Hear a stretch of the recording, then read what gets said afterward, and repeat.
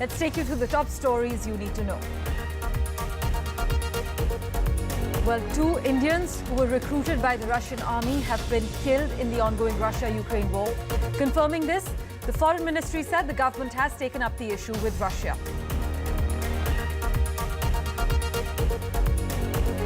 US President Joe Biden's son, Hunter Biden, was found guilty on all 3 counts related to illegal gun possession. The jury found Hunter Biden guilty on the first count of lying about drug use when buying a firearm.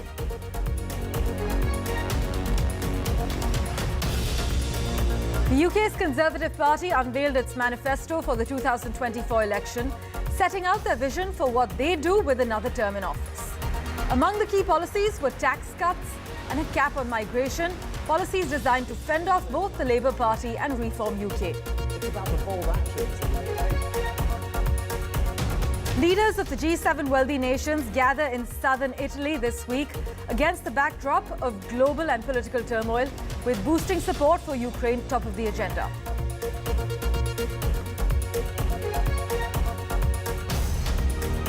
The Ukrainian president has appealed for short-term help in repairing his country's electricity network and long-term investment in its energy system at a conference hosted by Germany to gather support for Ukraine's recovery from the destruction that's been caused by the Russia war.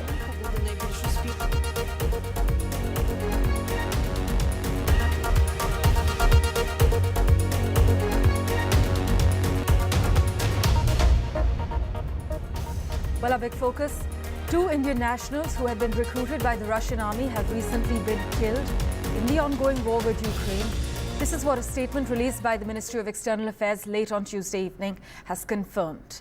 In fact, the Ministry of External Affairs has also said that they have strongly taken up the matter with the Russian ambassador in New Delhi, and the Indian embassy in Moscow has taken it up with the Russian authorities for early release and return of all Indian nationals who are currently with the Russian army. Dozens of Indians have reportedly been duped by agents into fighting for Russian forces with the lure of money as well as a Russian passport. My colleague Mohammad Ghazali is tracking the latest developments for us. He joins us live at the moment. Ghazali, 2 Indian nationals who had been recruited by the Russian army have unfortunately been killed. It wasn't immediately clear from where they hailed from, but India has also demanded that there be a verified stop to any further recruitment of its nationals by the Russian army? Yeah, certainly the statement from the External Affairs Ministry says that they have also asked their Russian counterparts to stop recruiting people of their army. The Indian nationals should not be recruited. And as per the details we are gathering right now, it appears, though their identity has not been shared by the External Affairs Ministry, but perhaps it appears that they may be from Punjab and Haryana region, because some of the relatives of some people in Punjab and Haryana were contacted us. It's confirmed that perhaps these people may be from that particular region, but their identity details have not yet been revealed, and India is strongly lodged this thing with the Russian counterparts to say that these people should not be, Indian nationals should not be recruited. And this is not the first occasion that Indians have died there in the Ukraine-Russia war. This year, at least 2 people, if you can see the reports earlier, 2 Indians have been killed in action there. And this is how it happened. The details suggest that these people have been lured to go there by seeing the YouTube videos with the travel agents, and then they end up fighting. Right, thanks as always, Ghazali, for joining us with that crucial update. In fact, earlier in March, 2 Indian citizens were killed during the war. They were forced to fight alongside the Russian army. Their bodies were actually brought to Delhi on the 16th of March and flown to their homes in Surat and Hyderabad, respectively. The other big story we're tracking, Hunter Biden, the son of President Joe Biden, was found guilty of 3 felony charges stemming from his purchase of a handgun back in 2018. Hunter Biden, as you know, is the first child of a sitting US president ever to be convicted in a criminal trial. The US president had said last week that he would not pardon his son. But Hunter faces a maximum prison sentence of 25 years, but is much more likely to receive 2 years or less, or even no prison time at all, because he is a first-time offender and the crimes involved only a single gun that was never used violently. The judge who oversaw the trial will determine the sentence. She actually said she expects to conduct sentencing in about 4 months. We have a reaction from Delaware's U.S. attorney lined up for you, followed by our Washington, D.C. correspondent Benji Haya's report from Ground Zero. This case was about the illegal choices defendant made while in the throes of addiction, his choice to lie on a government form when he bought a gun, and the choice to then possess that gun. It was these choices and the combination of guns and drugs that made his conduct dangerous. Second, no one in this country is above the law. Everyone must be accountable for their actions, even this defendant. However, Hunter Biden should be no more accountable than any other citizen convicted of this same conduct. So this here is the jury verdict form, and it reads guilty on all counts, buying and possessing a firearm whilst addicted to an illegal substance. The president has responded immediately. Joe Biden says he'll accept the outcome of this case and continue to respect the judicial process as Hunter considers an appeal. This conviction, the first for the offspring of a sitting US president, is perhaps the strongest evidence yet that the system isn't rigged against just Donald Trump, as he so often claims. That hasn't stopped him, though, from insisting that the Biden family is a criminal empire, which is all coming to an end, he says, on November 5th. How, though, might this affect the election? Well, one of the jurors on the trial insists that no politics came into play. And of course, it's Joe Biden running for the presidency, not his son. So this is unlikely to alter the polls dramatically. In fact, drug addiction and the consequences of it have touched many American lives, and this might garner some sympathy for Hunter. Still, the prosecution for this case insists this is not about addiction, but about the illegal choices the defendant made whilst in the throes of addiction. And this isn't the end of Hunter's legal dilemmas either. He, of course, awaits a sentencing, and then he faces another trial in September on tax charges. He's also in the crosshairs of high-ranking Republican Party lawmakers who are investigating his business dealings. Benji Haya, NDTV, Washington. Well, let's turn our attention now to the United Kingdom. The Conservative Party launched its election manifesto with a litany of eye-catching pledges designed to stir up support among its elderly base. Well, national service for teenagers, tax cuts for pensioners, and a clampdown on liberal gender rules were among the headline-grabbing announcements that had already been deployed as far as the first crucial weeks of the Tory campaign are concerned. It worked well if the aim had been to make people angry online and to give commentators a reason to bicker. But this 80-page manifesto added an array of further tax cuts to keep the right wing of the Tory party happy, funded by promises of big cuts to welfare spending and civil service bureaucracy. But beneath the surface, the pledges, experts argue, were more about sending signals than transforming a nation. It's about the bold act. Analysts, in fact, said that for many Brits, the headline-grabbing tax cuts would be offset by stealth rises in income tax thresholds, and the welfare cuts sounded tough, but it was never specified where the axe would fall. But here are the key takeaways. The pressure's on for the Tories as it inches closer to the polls in UK next month. Amid facing flack over leaving D-Day celebrations in France and trailing behind the Labour by a huge margin, UK Prime Minister Rishi Sunak launched the Conservative Party's election manifesto, promising voters more flights to Rwanda and lesser taxes. Despite being on the back foot in the polls, Sunak has promised bold actions. Now, this manifesto is our clear plan for the United Kingdom. It's about the bold actions that we will take to deliver that secure future. And we Conservatives know that security is essential for success. In other news from the UK, a man has been arrested after objects were thrown at Brexiteer Nigel Farage on the UK election campaign trail. Farage, campaigning for a seat in the House of Commons as the head of the right-wing challenge party Reform UK, was on the top of his battle bus in South Yorkshire when a cup was thrown, narrowly missing him. This actually comes after a woman was charged with assault after a milkshake was thrown over Nigel Farage, whose return to frontline politics has spooked the governing Tories in Clacton earlier this month.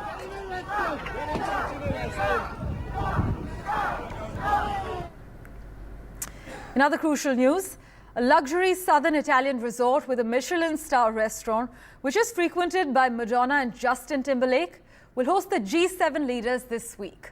We're talking about a secluded oasis in Puglia, far from the public, the media, and any potential protesters. Leaders of the G7 wealthy nations, they gather in southern Italy this week against the backdrop of global and political turmoil, with boosting support for Ukraine top of the agenda. US President Joe Biden, French President Emmanuel Macron, and Japanese Prime Minister Fumio Kishida are among the group of 7 leaders heading to this luxury resort in Puglia from the 13th till the 15th for this summit. But this G7 summit comes at a sensitive time with wars raging in Ukraine and Gaza, and with Mr. Biden and Mr. Macron and Britain's Rishi Sunak facing elections in the coming weeks and months. But with an eye to global challenges, the Italian Prime Minister Giorgia Meloni, she's also the host, she has invited around a dozen non-G7 heads of government, from India's Narendra Modi to Turkey's Recep Tayyip Erdogan. This will be Mr. Modi's first trip abroad after being elected for the 3rd consecutive term, and sources say the Prime Minister will be accompanied by a high-level delegation that is likely to include our External Affairs Minister. Now, it is expected that Prime Minister Modi will hold a number of bilateral meetings on the sidelines of the G7 summit, but funding Ukraine, the Israel-Hamas war, tensions in the Indo-Pacific and migration are top of the agenda at the upcoming G7 summit.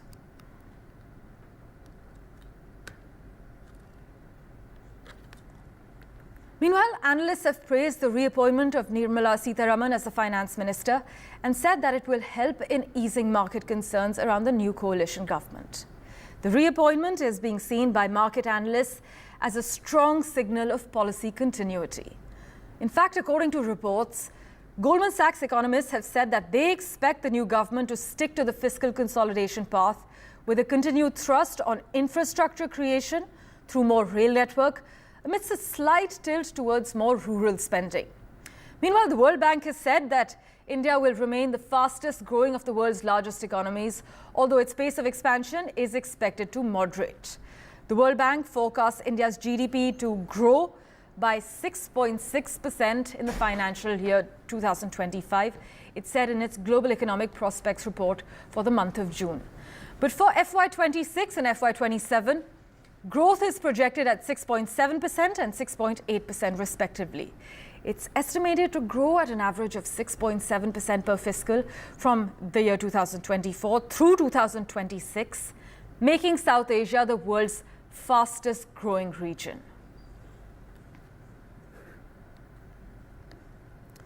And Rick Rosso joins us from Washington. He's the chair of US-India Policy Studies from the Center for Strategic and International Studies for further clarity. Thanks so much, Rick, for making time for us on NDTV. Ahead of the results in India, the market saw a huge sell-off. Where do you see the markets headed now? Can we expect more stability? I think we're going to see a little more stability on policymaking than people kind of expected. The result was a surprise, certainly for a lot of people, most people, I dare to say. And so you had that initial reaction when you felt the government's hand was weakened, and those that believed that the Modi government was doing good things on business may have been spooked somewhat. But when you think about the makeup of the coalition, the Telugu Desam Party has been actually more supportive of modernizing the business environment and reforms. And the Janata Dal United overall, hasn't really been a break on that, unlike, some other regional parties, which may be less comfortable. So not surprised with a bit of wobbliness in markets because the surprise was a bit of a result. But I suspect it'll stabilize. And once you begin to see government policy making, when the budget's announced, things like that, and you see that they still have aspirational plans for making the economy work better, I think the investment will come back, both in terms of portfolio as well as foreign direct investment. In fact, Rick, some experts argue that the Indian economy is in a Goldilocks phase with strong growth and manageable macro stability risks. Where do you see India versus the world economy? Do you see real acceleration on the radar? Well, the numbers, when you think kind of long term, are pretty incredible. By the end of the century now, estimates have India's population as being probably double of China's. India's will grow. China's will cut dramatically because of the long-term impact of the one-child policy. 6 7% growth in India certainly is the best among major economies. But still, in its heyday, China was growing at 10, 12% a lot of years. So India doing well, but we know what even better kind of looks like based on recent examples of other large countries. To me, I think, India's real acceleration, certainly 6, 7% growth is better than most, and it's going to help bring more people out of poverty and towards prosperity. But in about 15, 20 years, when a majority of states are actually elected primarily by city voters rather than rural voters, I think that's when state level elections start really focusing on modernization, because a lot of the same things that city dwellers want on reliable electric power and things are the same exact things that a lot of big investors, manufacturing in particular, need to happen. So I think the growth is great. The long-term numbers are incredible. I think the real acceleration on the economy for most states is still 15 or 20 years away, but some states will get there faster as they urbanize faster and you begin to see state-level voting patterns change. Well, then, would you say that this is India's golden era? Are all the right boxes being checked? And is India on the takeoff stage?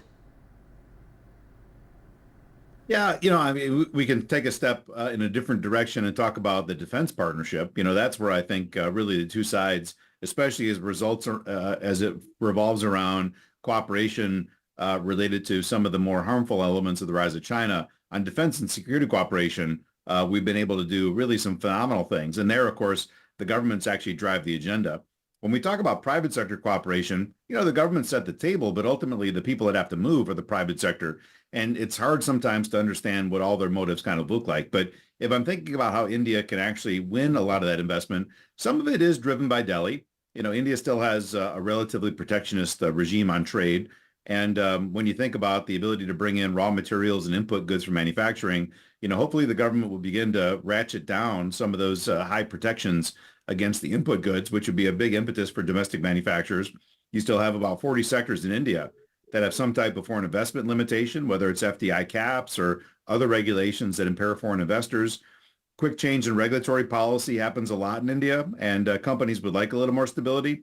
But otherwise, most of the agenda for India to really capitalize on this economic and growth momentum and population growth momentum, again, really kind of lies with the states. So, it feels like India is on the cusp. It feels like it's been that for some time.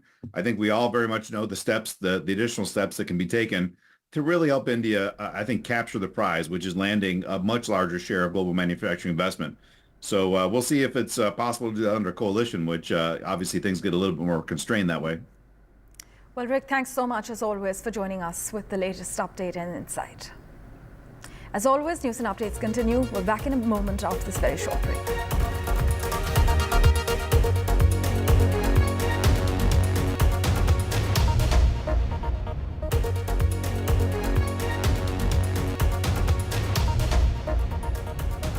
Welcome back. US officials are working to bring home 4 injured instructors from Iowa's Cornell College who were stabbed in the northeast Chinese city of Jilin, where they were actually teaching. Jilin City Police said a 55-year-old man was walking in a public park on Monday when he bumped into a foreigner, and he stabbed the foreigner and 3 other foreigners who were with him, and also stabbed a Chinese person who approached him in an attempt to intervene. This is what police has said on record. A police statement did not give any indication of the motive for the attack, but here's what the spokesperson of the Chinese Foreign Ministry had to say. 据了解，6月10日上午，吉林市北华大学4名外教在吉林市北山公园游玩时遇袭，所有的伤员第一时间被送医，并得到妥善救治，均无生命危险。警方初步判断，此案系偶发事件。 目前正在进一步调查中。 Let's get you the latest as far as Ukraine is concerned. President Volodymyr Zelensky has appealed for short-term help in repairing his country's electricity network and long-term investment in its energy system at a conference to gather support for Ukraine's recovery from the destruction that's been caused by Russia's war. Starting a week of intense diplomacy that will also see him travel to the Group of 7 summit of Ukraine's leading Western allies in Italy and a global peace summit in Switzerland. Zelensky also renewed his calls for more help in repelling missile attacks by Russian forces. Hours later, Zelensky also thanked Germany for its support in a speech to lawmakers in Berlin. But this 2-day Ukraine recovery conference in Berlin follows up on a similar gathering in London a year ago. Listen in to what Ukraine's president, the German chancellor, and the British foreign minister had to say. Важливо чесно сприймати реальність. Ця війна триває лише тому, що Путін має можливість продовжувати війну, терор і удари по нам, по Україні. Як тільки російська здатність тероризувати сусідів буде обмежена, Росія нарешті буде змушена шукати шлях до справжнього миру, бо це ключова перевага Путіна. Ракетні удари, керовані авіабомби, ударні дрони. Ми разом повинні забезпечити блекаут російському терору, щоб вивести з блекауту можливість справжнього миру. Klar ist, das ist eine gigantische Aufgabe. Sie wird uns, unseren Partnern und der Ukraine außerordentliche Anstrengungen abverlangen. So groß ist die Zerstörung, die Putin mit seinem imperialistischen Krieg in der Ukraine verursacht, Tag für Tag. Aber das ist dann die Grundlage für einen weiteren Schritt. Und deshalb ist das die Pflanze, die wir jetzt gießen, wo wir hoffen, dass möglichst viele dabei helfen, dass das ein gut sich entwickelnder Garten wird, der dann die Möglichkeit für eine friedliche Entwicklung schafft. We also need to use these frozen Russian assets. We should be asking ourselves, what are the things that Putin dreads us from doing? He dreads us cutting off the oil and gas and the hydrocarbons. He dreads us going after these frozen Russian sovereign assets. And I hope as a very minimum at the G7 this week, we can agree that we use the interest from the frozen assets to roll up an enormous loan for Ukraine. Well, in other news, a recently unveiled portrait of King Charles III has been vandalized in a London gallery by an activist animal rights group. Activists covered the king's head with an image of a British cartoon character, as you can see on your screens. The campaign group Animal Rising, their supporters pasted the face of the iconic British character Wallace over His Majesty's. This is what the group said in a press release.